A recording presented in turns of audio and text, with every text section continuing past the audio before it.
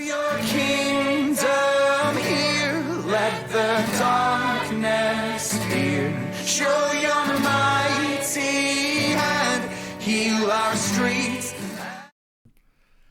Hi, and welcome to another Revival Spark 5-minute devotional. My name is Paul Berry. I'm the pastor of Calvary Chapel Revival in Glendora, California.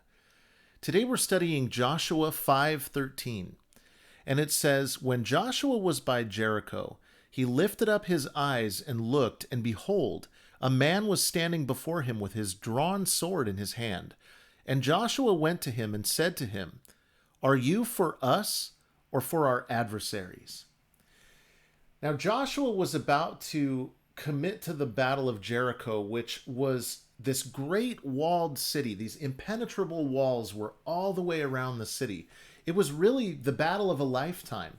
And so the last thing that Joshua would need is another enemy with a sword coming toward him. So it's natural that he would ask that question.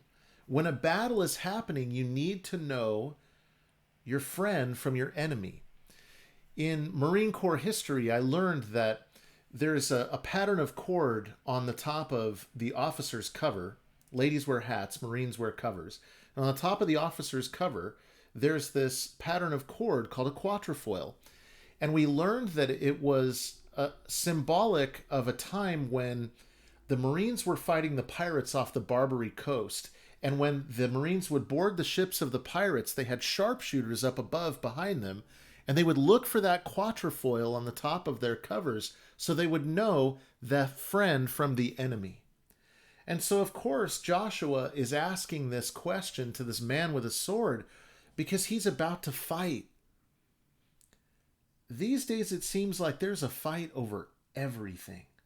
We're expected to pick a side, and boy, the wrong opinion makes enemies out of people.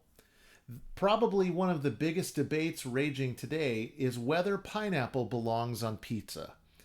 Now, that seems like an easy one to me because, of course, it does not. But that's the kind of thing we're fighting about these days, that we're debating and disputing and disagreeing over. So it's no surprise when national politics have such potentially historic consequences that people are really concerned about who's on their side of the issue.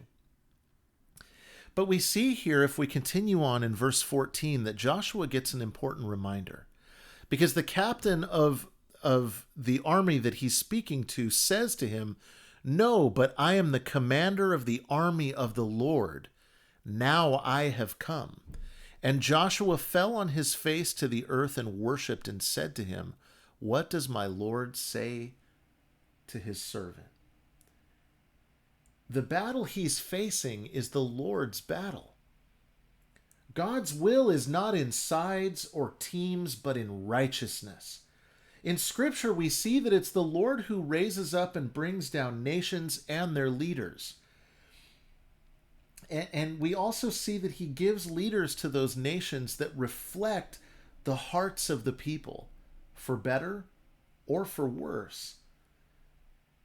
The fight between righteousness and wickedness is the Lord's, and he does the fighting.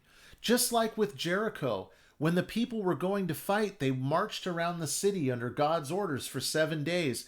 And on the seventh day, they blew a trumpet and they shouted, and the Lord himself pulled the walls down. The battle is always the Lord's. The battle is always for righteousness and wickedness as far as God is concerned. So in our voting, in our praying, in our conduct, let us trust in the power and the will and the wisdom and the sovereignty of God and give ourselves to seeking his righteousness, because that is what saves a people and a nation. During the Civil War, Abraham Lincoln responded to someone who said he was glad that that God was on the Union side. Lincoln said, "My concern is not whether God is on our side. My greatest concern is to be on God's side, for God is always right." God bless you. See you next time. Build your kingdom here, let the darkness atmosphere. Show your mighty hand. Heal our streets.